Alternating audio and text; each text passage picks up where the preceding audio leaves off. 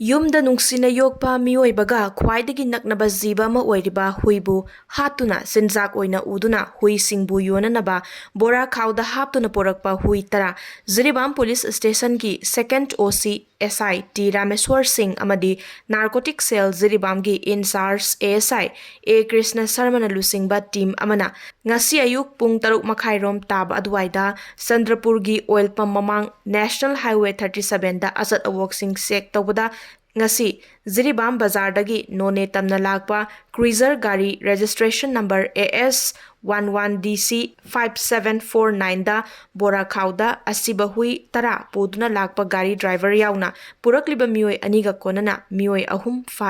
faraba driver adugi mingna Tamenglong district ki Sangrungpang village tagi Zaujian Thwan Gwanmai Sahi Kungamanga Apokpa Husung Gwanmai Kawi Hairi Aduga Hui Adubu Purakliba Mioi Ani Adudi None District ki Longmai Part 4 dagi Alanna Gangmai Sahi Kuntragamanga Mapuroiba Barnabas Gangmai Amadi Crosby Gangmai Sahi Kungataruk Apokpa Thwanbam Nang Gangmai Kawi Hairi Hui Singasi Jiribam District Asiga Yumthangnariba Assam Kasar District Ramyazyang Village tagi yonanaba Lairaklaga Tamenglong Bazar da yonanaba purakpani hairi Mioi Singasi gi mathakta FIR ama panduna logi oiba thabaksing laukhre haina Jiribam Police tagi fangba pau amana hairi